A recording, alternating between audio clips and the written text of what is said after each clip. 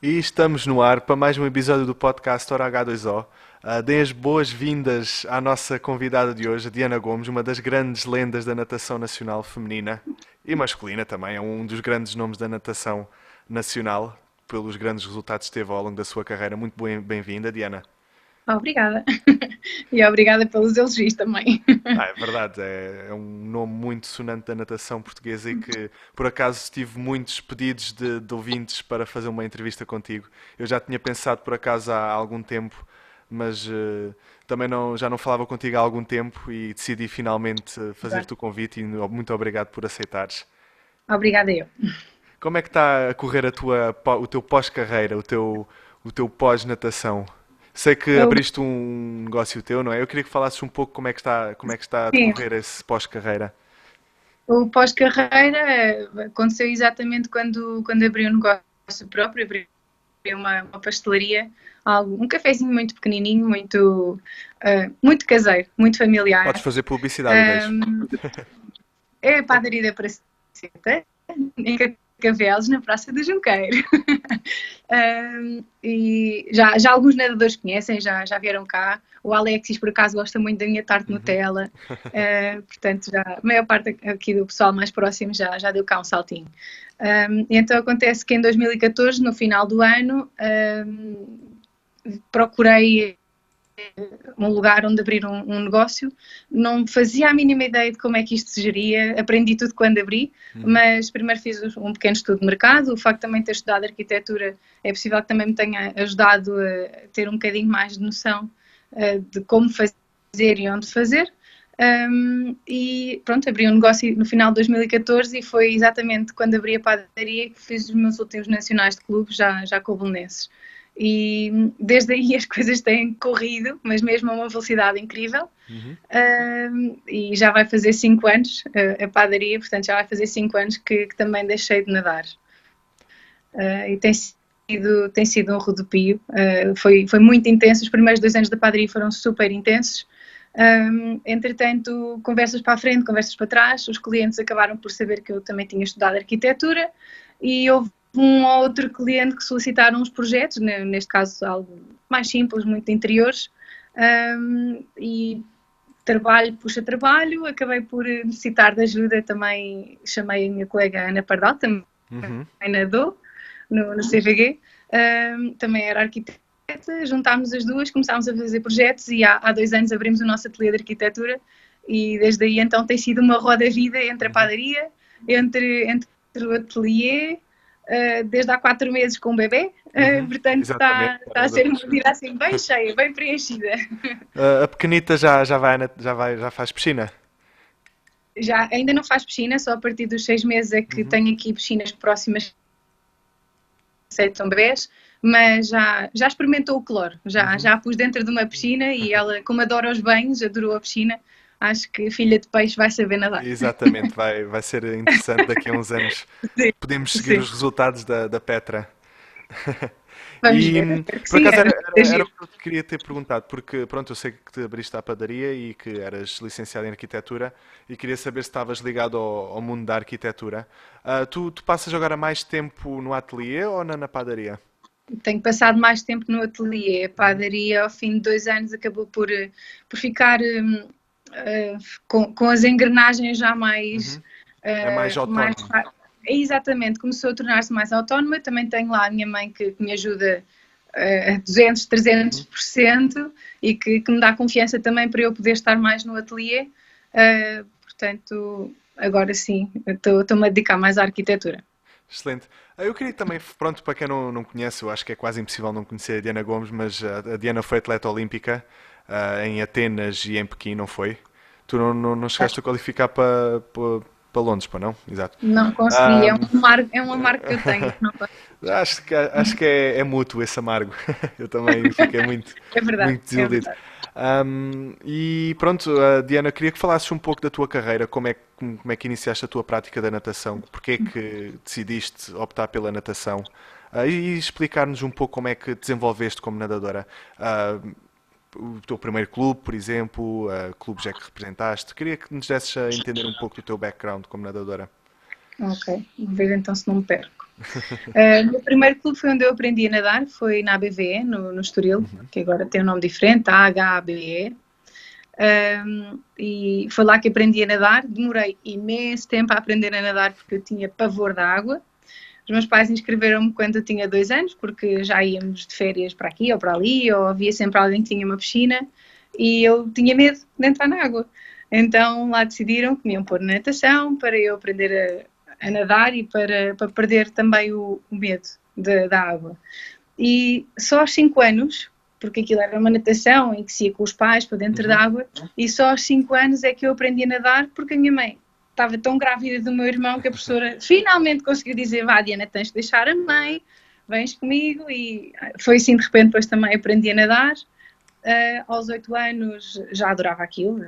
Assim que aprendi a nadar, adorei. Aos 8 anos já fui convidada para integrar uma turminha de pré-competição, mas infelizmente eu tive que interromper o percurso porque os meus pais mudaram de cidade, fomos viver para a Covilhã durante 2 anos. Na Covilhã não havia clube de natação, pelo menos de pré-competição ou de competição. Fui fazendo uma natação autodidata, ia com o meu pai nadar umas vezes por semana, porque realmente era uma coisa que eu gostava imenso. E depois, aos 11 anos, quando regressámos para Cascais, voltei outra vez a integrar a pré-competição e rapidamente passei à competição.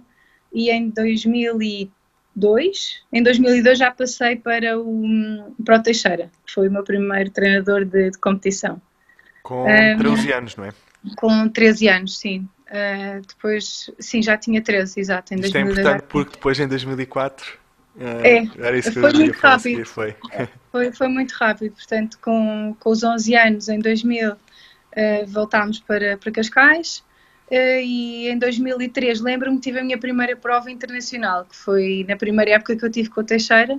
Tive logo a primeira prova internacional, que foi o FOJ, aquele Festival Olímpico da Juventude. Em Paris, não foi? Esse FOJ? Em Paris, foi em Paris. Também tive a primeira medalha internacional, fiquei em terceiro aos 200 bruços, foi assim uma grande emoção. Nessa mesma prova lembro-me de ter ficado também em quarto lugar e ter ficado muito raivosa e de chegar à casa de banho muito chateada, e lembro-me perfeitamente que foi uma casa de banho onde eu estava ao pé do público, e a minha mãe estava lá também e disse-me: olha, se é para isto nunca mais vens à natação. Portanto, rapidamente aprendi que tinha de controlar melhor as minhas emoções e aproveitar os bons momentos a 200%. E entretanto fui de férias, no ano seguinte recomeçámos a época, aquelas pré-épocas fantásticas, a correr, todas as coisas que eu adoro fazer. E pronto, depois nesse ano já tive alguns estágios da seleção, mas longe de mim pensar que podia qualificar-me para uns Jogos Olímpicos em março. E aí foi quando tudo mudou, quando eu percebi que gostava da natação, mas que a natação tinha entrado na minha vida para valer, pronto, para ficar.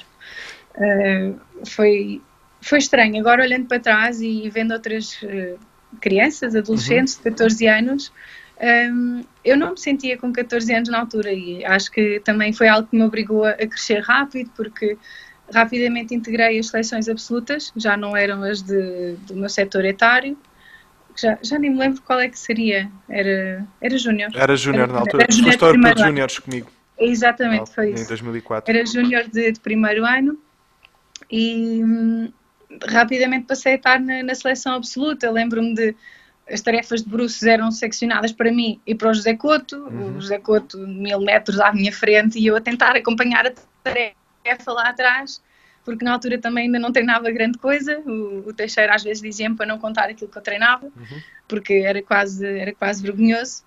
Mas não, mas eras uma atleta muito jovem. Eu acho que é uma coisa que, por exemplo, tu não tiveste quase experiência nenhuma como nadador e de repente estás nos Jogos Olímpicos, não é? Tu, como fizeste a paragem no Covilhã e aos 13 começaste com o Teixeira, um ano ou 2 depois estás nos Jogos Olímpicos, não tinhas assim muita experiência como nadadora, não é? Não tinha. Aliás, eu lembro-me que a primeira experiência que tive internacional foi mesmo Foz. Depois comecei a fazer aquelas provas do Mare Nostrum e algumas taças internacionais, que foram as experiências internacionais que eu tive a hipótese de fazer antes. Portanto, foi assim tudo muito de repente.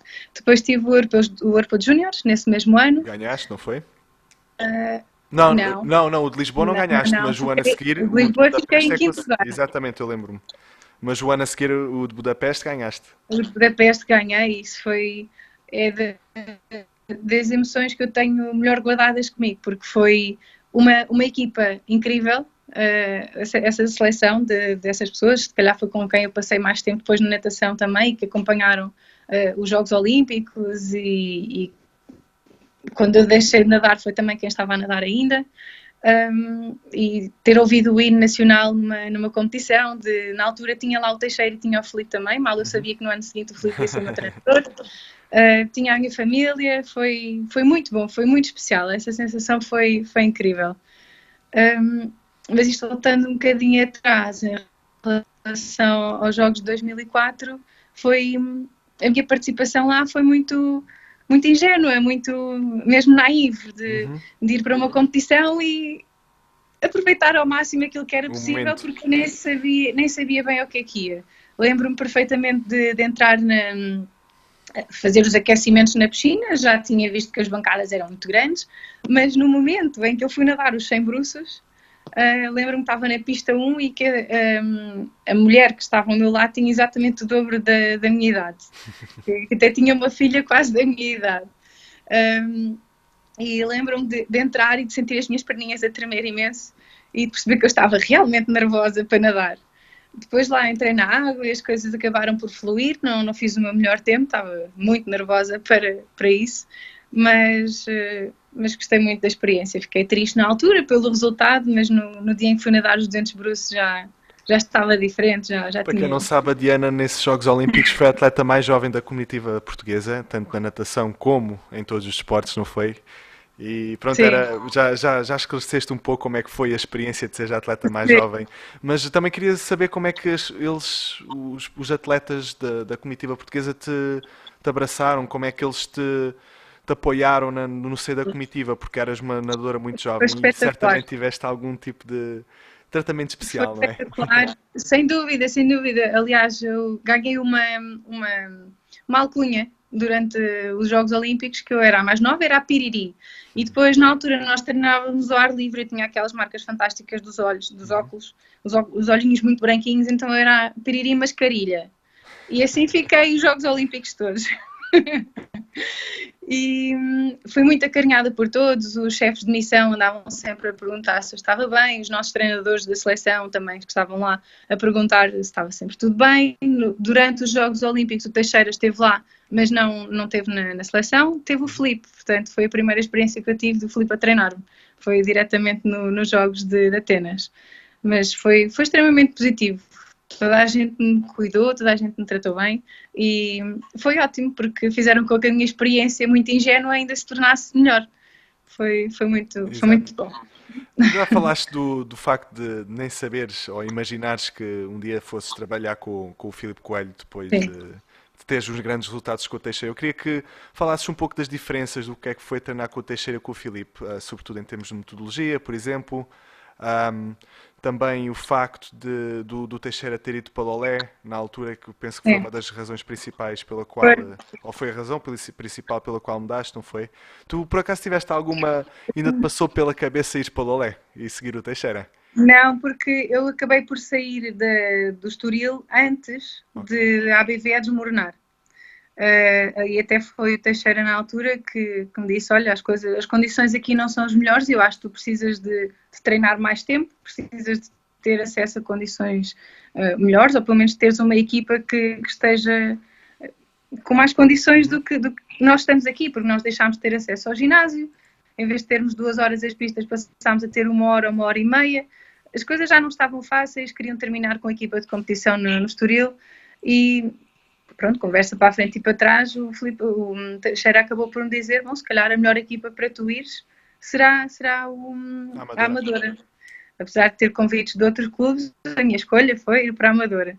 E é engraçado que eu adorei o Filipe assim, já gostava dele porque tinha estado com ele em estágios e durante os Jogos Olímpicos, mas até a nível de metodologias e a forma de tratar os atletas, entre eles é muito semelhante, porque eles cresceram juntos, foram treinadores juntos e são apologistas das mesmas táticas e técnicas, portanto, E eu são duas senti-me em pessoas casa, muito cool, não são? muito, extremamente, extremamente. E são, acima, acima de tudo, além de serem nossos treinadores, são nossos, foram nossos educadores. Gosto de dizer assim porque Uhum. eles faziam o trabalho físico, faziam o trabalho psicológico, eram nossos médicos, eram pais também, Uhum. faziam todo um conjunto de trabalho que é super importante, portanto eu chamo os educadores. Sim, por exemplo, com o Paulo eu sempre disse que eu sempre o vi como um segundo pai, pronto, não é Exatamente. um pai biológico, mas eu tinha conversas com ele Sim, sim. sobre tudo e falávamos sobre tudo e pá, passámos muito tempo juntos, não é? Eu acho que automaticamente um treinador como os nossos treinadores e ao nível que nós tivemos passam sobretudo a ser quase segundos pais, não é? Completamente.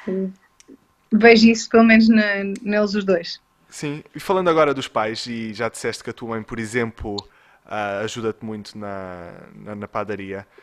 Eu sei que os teus pais eram pais muito presentes nas Sim, competições sim. e deram-te um apoio muito importante. E eu gostava de saber qual é que foi a importância do apoio dos teus pais na tua carreira. Toda. Exato. Foi toda.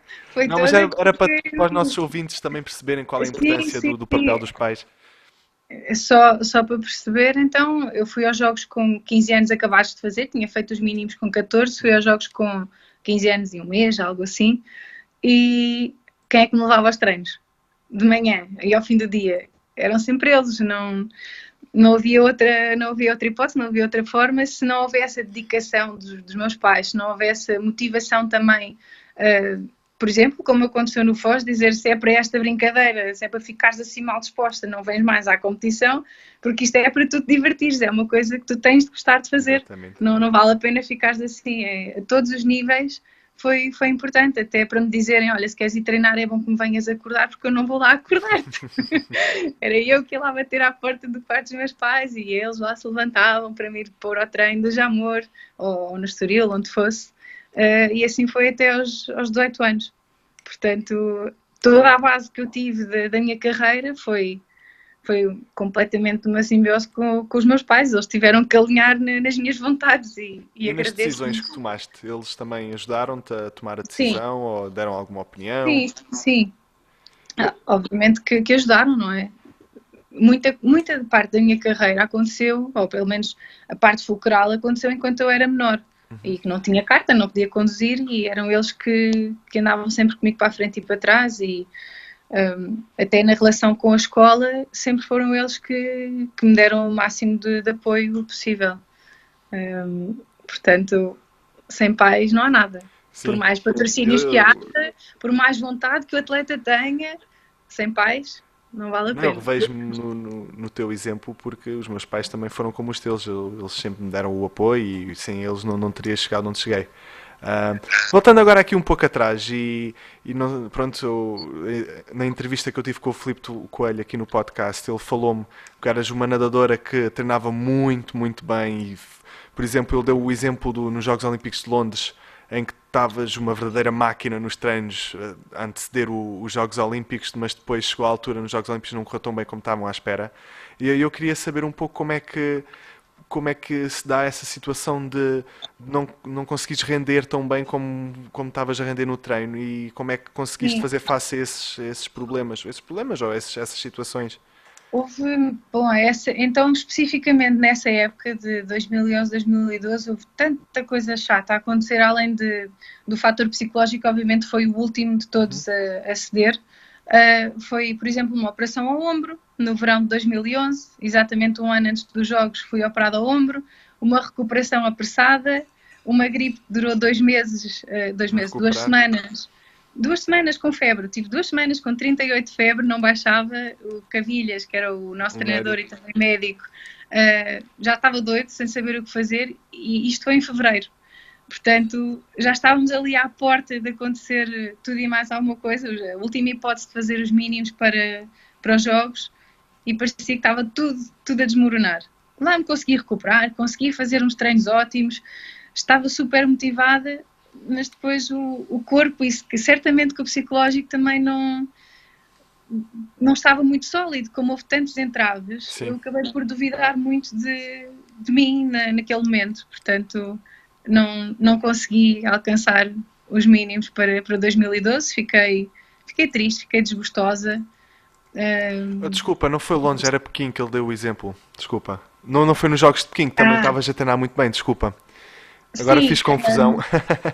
sim, de Pequim aquilo foi uma perseguição aos mínimos incrível. Eu já tinha feito abaixo dos mínimos, eu estava a treinar bem, e as coisas a correrem bem, chegava à prova e não saía. Uhum. Até que houve uma prova que foi no meeting de. Foi a França, foi o meeting de Paris, acho que foi uma etapa de um. Já não me lembro. 2007, Enfim, eles foi fizeram2017. uma prova especial em Paris, eu lembro-me. Exato, já não me lembro, enfim, no que é que estava inserido, mas já tínhamos feito as nossas provas nacionais e ainda fomos para lá tentar terminar a época e por acaso eu nadei 3 vezes os 200 bruços nessa prova, já não me lembro também o porquê de haver Acho que havia meios finais. semifinais, havia semifinais e havia finais. Sabes porquê? Eu acho que foi um ano em que. Não pode. Eu lembro desse ano, eu tive as Universiadas. Houve uma seleção que foi para as Universiadas e uma seleção que foi a Paris. Mas agora também não me lembro porque é que. Mas O eu já Mundial. vai Porque o estar Mundial de aí. Melbourne foi porque o Mundial de Melbourne foi em março, não foi? Foi, Acho que quase de foi. certeza que foi por isso. Eles não havia uma competição internacional de renome no fim da época, que é o habitual, e então eles Aham, criaram essa prova para pronto, então colmatar. já explicado. Mas foi porque o Mundial de Melbourne em 2007 foi em março ou em abril, já não me lembro muito Foi bem. muito cedo, sim. Foi a primeira prova de acesso aos Os Jogos, se não me Jogos engano. Olímpicos, Não foi? exatamente. Foi. Pronto, eu nessa prova não consegui. Ahm, e entretanto, lá estava eu, prontíssima para a prova. Nadei as eliminatórias e acho que fiz um tempo vergonhoso, uns 2,34, 2,33, já não sei. Foi uma coisa assim horrorosa, fora de mim. Como é que é possível isto estar a acontecer? Ainda agora no aquecimento fiz uns tempos fantásticos. Ok, vamos à semifinal, vai sair na semifinal. Na semifinal ainda piorei mais 2 segundos. Eu já não sabia o que é que estava a acontecer. Enfim, olha, Desespero. descontraí, respirei fundo, olha, é o que for, vamos para a final. E saiu. Saiu, exato. Portanto, acho que acima de tudo eu sempre funcionei um bocado assim, que era com o fator surpresa. Se eu própria tivesse descontraída, se estivesse mais confiante nas minhas capacidades, as coisas saíam. Quando eu começava a pensar muito e a dar muita volta e tem que sair, e é agora, e vai acontecer, às vezes não Eu funcionava sei, assim tão bem. eu acho que, se não estou em erro, quando fizeste os mínimos para os Jogos de Atenas também, eu acho que tinhas vindo de uma lesão, não foi? Eu No... lesionei-me no aquecimento no dia Exatamente. anterior. Fiz uma pequena fissura no músculo do adutor. E Ruptura. pronto, estava mesmo, olha, vou nadar, pronto. Então, Eu mas aí lembro-me era, dessa história. Não davas nada à espera também. não estava à espera, mas aí longe de mim, né? Era pela lesão, era por todo o histórico que não havia até ali, da evolução, não é? Mas é engraçado porque cada, cada ciclo olímpico tive histórias completamente diferentes. Foi o início a surpresa, depois para Pequim foi uma loucura para tentar o mínimo e depois de o conseguir, e depois Londres de ficar em terra, portanto não Exatamente. conseguir ir. Portanto, experimentei um bocadinho de tudo. Diana, eu agora ia-te perguntar, ia passar para a nossa série forte. Eu queria que mencionasses um dos treinos mais difíceis que fizeste até hoje. Não sei se te consegues lembrar. Eu, por Não exemplo, eu consigo lembro-me lembrar dos de. treinos que nós fizemos na Serra Nevada, num dos estágios que fizemos na Serra Nevada. Certamente um deles foi muito complicado, porque eu lembro-me também nessa altura estavas a treinar muito bem.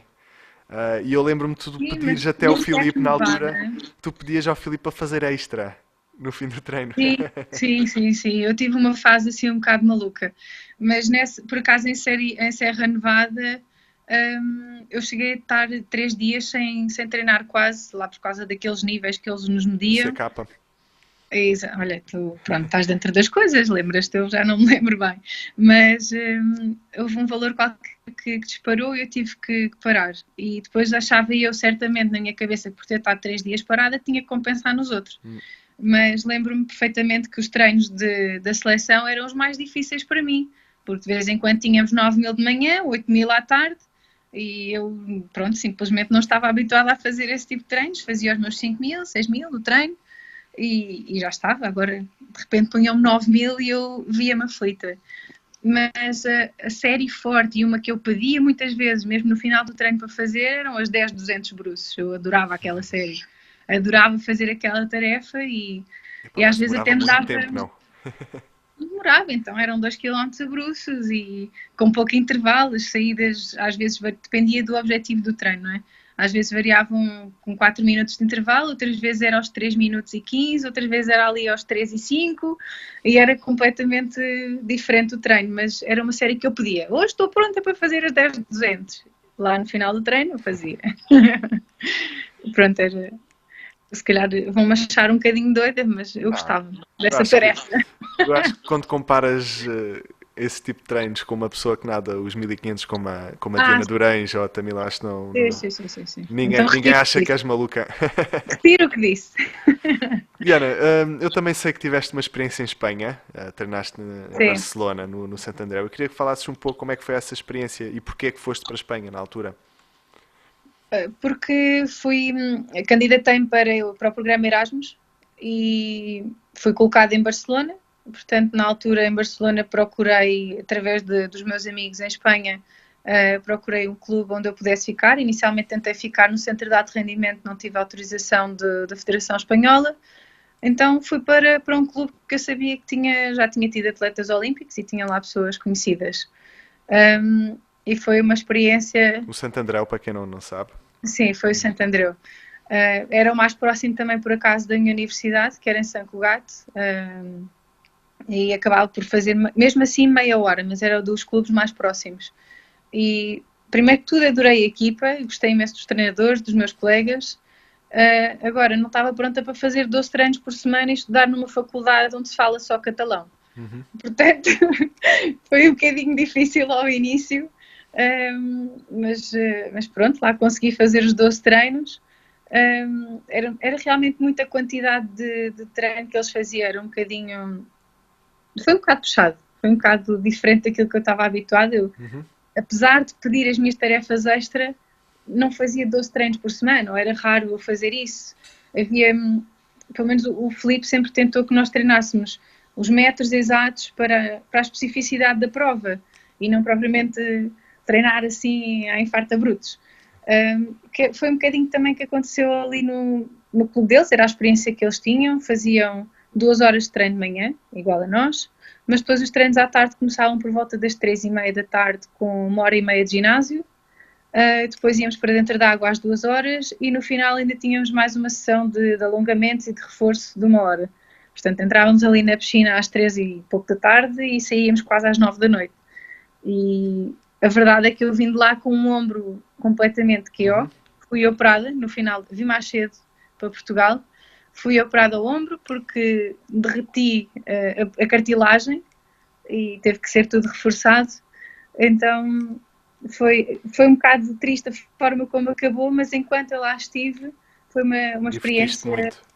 Quer Sim, dizer, foi. divertir numa certa Sim, maneira. a nível de treino aprendi imenso, até a nível das pesagens. Nós chegávamos a fazer pesagens antes do treino e completamente diferente, já com um nível, pelo menos a comparar com as coisas que nós tínhamos cá, na altura, que já faz tempo, já Sim. pelo menos 8 anos, 8 ou 9 anos, fazia muita diferença já. E foi giro, foi bom de ver como é que Tu funcionou. achas que conseguiste assimilar alguma coisa e ganhar, por exemplo, na parte da metragem, achas que teve algum aporte para ti enquanto nadadora? Ou como é que foram os teus resultados na altura que tiveste em Santo Andreu? Não foram geniais, eu não cheguei a melhorar os tempos enquanto lá estava.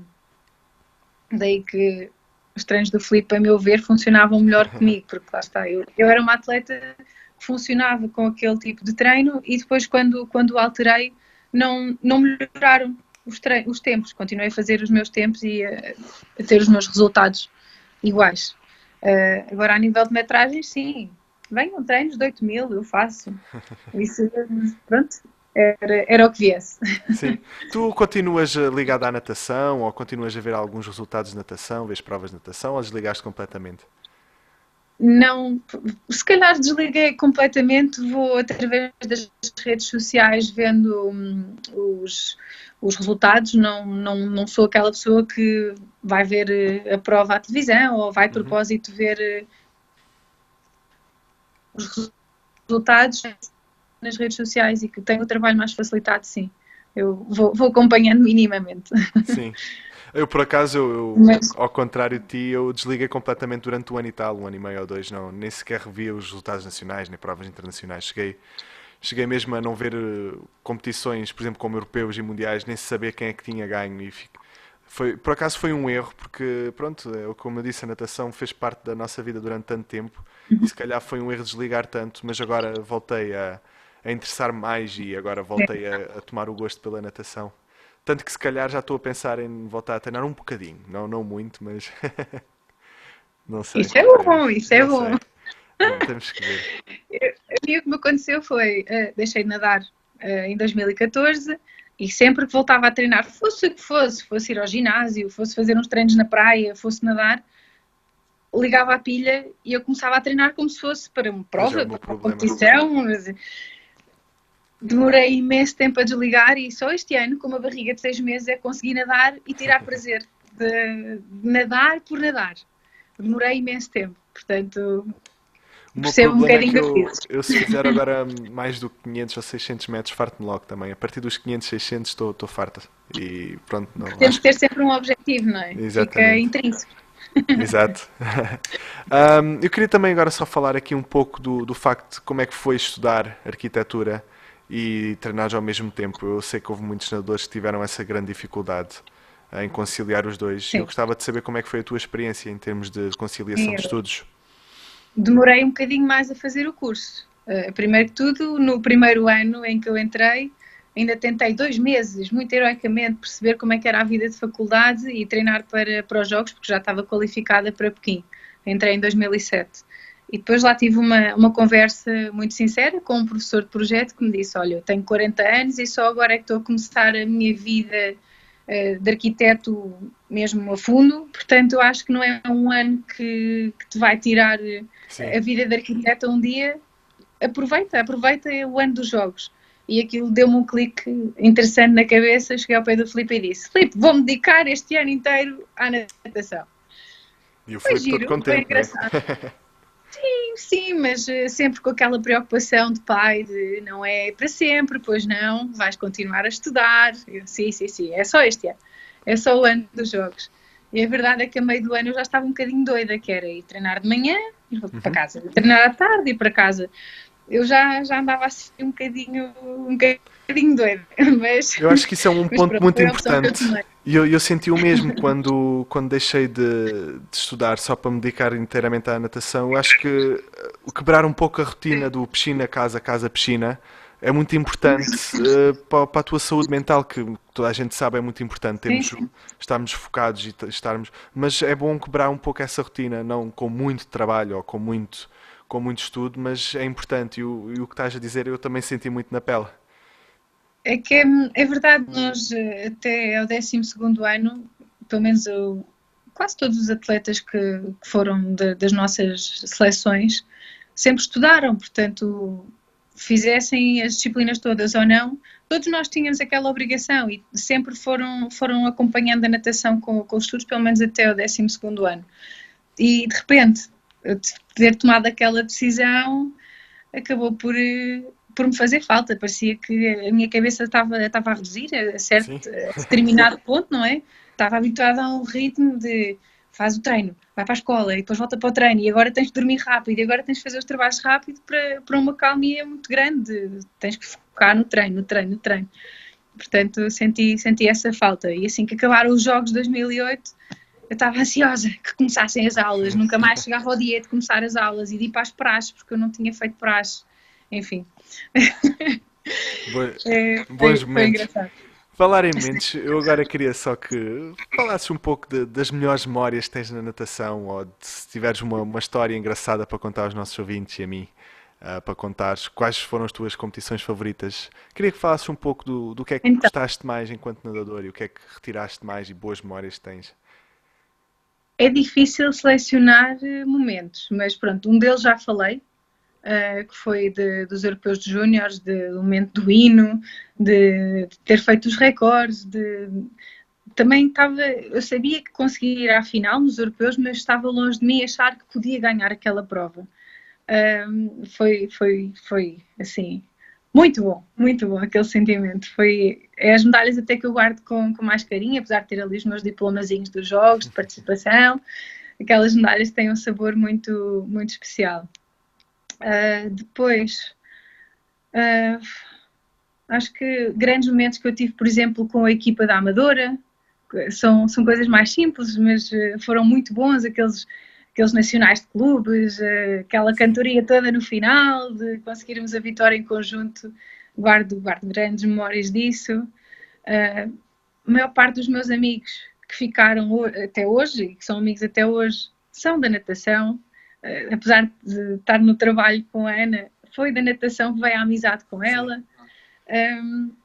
Acho que não há nada melhor do que isso. Aliás, o meu marido, o Pedro, é da natação. Exatamente. Também foi da Amadora, não foi? Portanto, sim, nós conhecermos, ele tinha 14, portanto, eu 16, conhecermos bem pequeninos e, olha, acabámos casados. Portanto, acho que da natação vêm as melhores amizades, as melhores memórias e as... Por acaso eu tive uma discussão outro dia com o meu professor de alemão, que eu agora estou a aprender alemão, e ele Uau. estava a dizer que achava que as melhores amizades eram todas da escola. E eu disse, olha que não é bem assim. Eu tenho, as minhas melhores amizades são todas da natação também, portanto não é só da Ele tem escola. Claro, razão, ele tem para razão, quem não porque faz o desporto, não desporto é? exatamente, o desporto, seja ele qual for, acaba por ser uma escola paralela, porque Uhum. aprendemos uma quantidade de valores extra para a nossa vida que se calhar são até mais importantes do que aqueles que aprendemos na escola em si. Sim, eu Portanto, ele concordo. tem razão, ele tem razão. Eu, por acaso não tinha visto isso numa perspectiva da natação também ser uma escola, e é verdade que é uma escola. É, Uma escola diferente da habitual, do que as pessoas pensam que é uma escola, mas sim, tens razão, eu acho que é uma escola da vida e completamente, há coisas que nós adquirimos que só com na natação é que conseguimos adquirir e não numa escola normal. Mesmo, exatamente. sobretudo a nível organizacional e conseguimos Sim, organizar bem o nosso tempo, eu acho que foi uma das coisas que eu aprendi muito com a natação. E e sem dúvida nós temos que aprender a encaixar o tempo para fazer os trabalhos de casa, o tempo para estudar, o tempo para os amigos, o tempo para namorar, o tempo para a família, o tempo para dormir, o tempo para treinar e tudo mais aquilo que possamos querer fazer. Isso, a natação ou qualquer outro desporto, mas especialmente a natação por causa dos treinos da manhã e os fins de semana cheios de provas e de repente vamos 3 semanas para estágio. Aí sim, temos mesmo que aprender a organizar bem o tempo. qual era a tua prova favorita? Ou um meeting? Tens algum meeting favorito que gostasses todos os anos participar? Ou, por exemplo, um campeonato, os campeonatos do mundo? E porque eu tenho a minha prova favorita, eu depois posso dizer qual foi, mas eu gostava de saber se tu tens uma prova de eleição anual ou uma prova em especial que fosse a tua favorita. Assim, anual. Eu acho que aquela que eu gostava mais era a de verão, os nacionais de verão, porque era a última, Era mais relaxado também. era sempre, quase sempre ao ar livre, hum, e era normalmente aquela para a qual nos preparávamos melhor, ou podíamos não estar no nosso melhor e estarmos. Olha, a minha pequenina está a chorar. Também está quase a acabar, por isso. Já está quase na hora dela comer também. Sim. Hum, Aí o e Pedro pronto, agora ela está sob está. pressão. Ele está sob questão, mas está a tratar dela. Portanto, era a prova que se calhar estávamos quase sempre melhor preparados, mesmo tendo um campeonato do mundo ou um europeu ali à porta.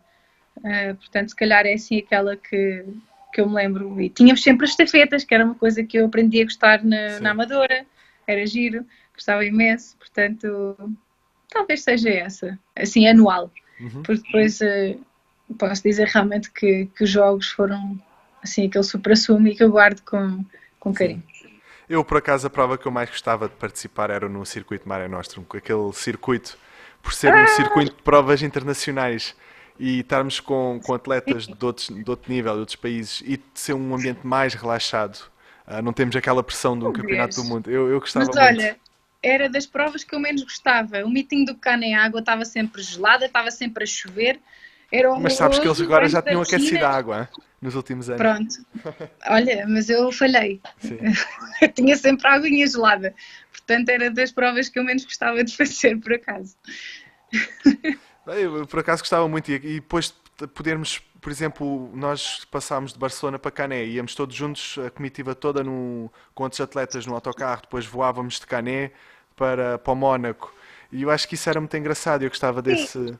E o jantar no esse Mónaco com o fator era príncipe. giro, sim. Mas, por acaso, não guardo Não, assim um carinho especial por essa vida e depois treinar no meio das provas. sim, Isso, não era para ti. não. Eu gostava muito de treinar na minha piscina, com os meus treinadores. Com a família por perto. Sim, com as minhas coisinhas, isso é verdade. Sim. Diana, vamos só aqui acabar com a série rápida. Eu vou-te Ok, fazer uma série de questões e queria que dissesses a primeira coisa que te vier à cabeça, está bem? ok. Coisa favorita que tens no armário? Ai, não me lembro. Tenho muita roupa. Favorita pode ser isso. Exato. Melhor Pode conselho que ser. recebeste até hoje? Desculpa? Melhor conselho que recebeste até hoje?